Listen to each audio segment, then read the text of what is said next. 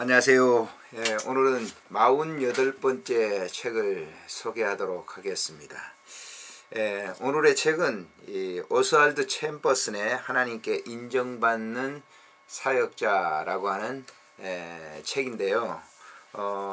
제가 지금 47번째 이 7권의 책을 소개했는데 그 권 가운데 주님은 나의 최고봉, 그리고 산상수훈, 이 두 권을 앞에서 소개하고 세 번째 이 챔버슨의 책을 소개합니다. 그만큼 이 챔버슨의 책은 우리 사역자들에게 있어서 또 그리고 영성을 좀 꿈꾸는 그런 사람들에게 있어서 아마 가장 좋은 그런 책이다. 저 개인적으로 그렇게 생각을 하기 때문에 이 책에 많은 관심을 가졌고, 이분이 쓴 책 가운데 우리나라에 번역된 분이 한 10여 정 되는 줄 압니다만은 저도 몇 권을 가지고 읽었습니다. 이 책을 번역하신 분이 이제 데니스 황이라고 하는 스테반 황이라고 하는 분이 책을 이렇게 번역하셨는데요. 이분이 뒤에 이 서문을 이렇게 쓰셨어요. 이 책을 이렇게 번역하면서 느낀 그것에 대해서 썼는데 동감이 되기 때문에 먼저 그걸 이렇게 말씀을 드리고 이 책에 서평을 하도록 하겠습니다. 기독교 역사를 보면 사회 타락은 기독교의 타락과 연관되고 기독교의 타락은 가장 직접적으로 사역자의 타락과 연결되는 것을 알 수 있다. 성경이 말하는 사역자의 타락이란 그들의 마음이 살아계신 하나님께 있지 않고 자신의 유익과 영광에 있는 것이며 주님을 망각하고 우상을 섬기게 되는 것이다. 구약에서 볼 때 거짓 선지자는 다름 아닌 타 종교의 신을 섬기게 만드는 선지자였고, 신약에서 볼 때 거짓 선지자란 주님이 알려주시고 맡기신 복음 대신에 가짜 복음을 전하는 자들이다. 이렇게 얘기를 합니다. 그래서 오늘날에 참 이제 영적으로 매우 혼탁한 시대고, 사실 이제 많은 이렇게 사역자들이 있지만은 구설수에 오르고 있는 분들이 너무 많습니다. 그래서 진정한 목회가 뭔지 이렇게 잘 이렇게 이해하기가 어려운 시대다라고 하는 거예요. 그렇기 때문에 이런 이 책들이 우리의 참 목회의 길라잡이가 될 수 있다라고 하는 그런 점에서 이 챔버슨의 책은 굉장히 좋은 그런 책이라고 이렇게 볼 수가 있죠. 아마 이렇게 챔버슨에 대해서 아시는 분도 아시겠지만은 그분의 한 이제 일대기를 이렇게 좀 소개한다면요. 챔버슨은 찰스 스펄전 설교를 듣고 10대에 회심을 했습니다. 에딘버그 대학에서 예술과 고고학을 공부했지만 부르심을 받고 더눈 대학에서 신학을 공부한 후 목사가 되었습니다. 1906년부터 1910년까지 미국, 영국, 일본 등지를 순회하면서 성경을 가르치는 사역을 했습니다. 1910년에 거트루트 흠스와 결혼해서 캐슬이라고 하는 딸 하나를 두었습니다. 1911년에 런던 클래펌맷 성경대학을 세우고 그곳에서 강의를 했고, 1915년 10월 그는 YMCA 소속 목사로서 이집트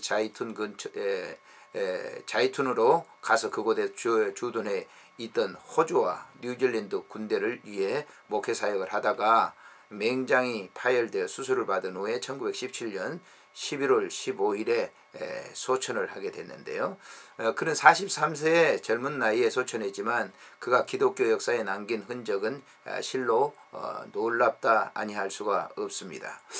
서평에도 소개했지만은 주님은 나의 최고봉이라는 것을 출간한 후에 전 세계적으로 사랑을 받으면서 기독교의 고전 중에 고전이 되었습니다. 미국 기독교 역사상 60년 최장기 베스트셀러라는 대기록을 세우기도 했죠.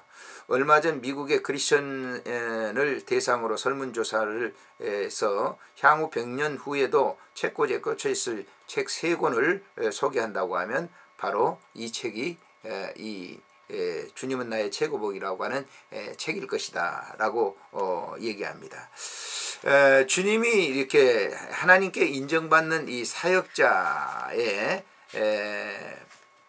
목차를 이렇게 보게 되면 우리에게 많은 것을 생각할 수 있도록 하는 그런 이 제목들입니다.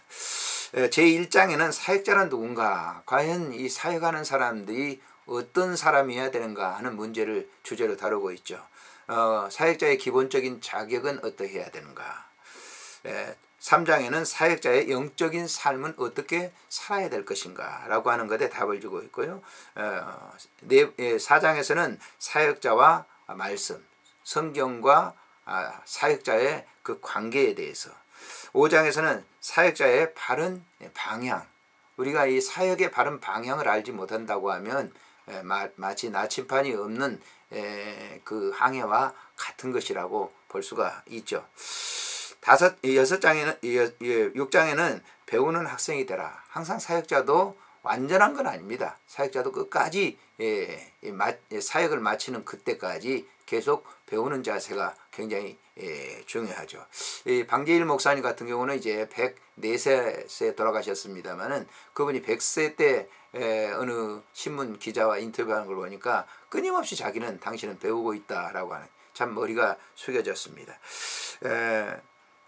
7장에는 영적 진단, 나는 어디에 있는가. 8장에는 가장 주된 사명이 뭔가. 9장에는 먼저 온전한 그리스도인이 되어야 된다. 사역자가 되기 전에 그리스도인이 되어야 된다라고 하는 것이죠.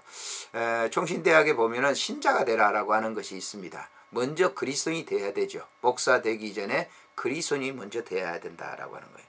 10장에는 언제든지 쓰임을 받기 위해서 서 있어야 되고, 11장에는 설교자의 의무가 뭐냐, 12장에는 설교자로서의 주의할 점이 뭔가, 13장에는 가장 중요한 것을 첫째로 하라. 가장 중요한 것은 하나님께 영광을 돌리는 그런 사역이라고 하는 것이죠. 복음 설교는 뭐냐? 구원이라고 하는 것입니다. 구원의 그 핵심은 뭡니까? 믿음이죠. 믿음. 믿음은 뭡니까? 하나님이 주시는 그런 그 선물이라고 하는 것을 이 주제로 다루고 있습니다. 15번째는 제자도는 십자가다라고. 십자가가 없는 구원이 있을 수가 없는 거죠. 사역자, 십자가가 없이 사역을 한다고 하는 것은 그것은 허상일 뿐인 것입니다. 16번째는 왜 설교자가 되어야 하는가. 17번째는 하나님의 기쁘심을 확신하라. 18번째는 예수 그리스도를 따른다는 것은 무엇인가. 19번째는 하나님의 것. 20번째는 주님과 일치하는 그런 것이 뭐냐라고 하는, 주님과 일치하는 그런 삶에 대해서 얘기를 합니다. 특별히 이제 이 체퍼슨이 가장 강조한 것은 사역자란, 성도도 마찬가지겠습니다만은 내가 십자가에 못 박혀 죽었다. 바울 사도가 갈라디아서 2장 20절에 말한 그 말씀이 아마 이분의 주제인 것 같습니다. 내가 십자가에 못 박혀 죽었나니 그런 적 이제는 내가 산 것이 아니요 내 안에 그리스도께서 사신 것이라 라고 하는 거예요. 그래서 그리스도를 위한 이 삶을 자기는 살아간다라고 하는 것이고요. 우리 복음을 전하는 전도자들, 사역자들이 꼭 갖춰야 될 말씀 가운데 하나입니다. 그래서 하나님께 인정받는 사역자로서 그 길을 우리가 걸어가야 된다라고 하는 것이 이 책의 핵심이죠. 모쪼록 사역하는 분들이 이 책을 사서 일독하시는 것이 매우 좋으리라 그런 생각이 됩니다. 안녕히 계십시오.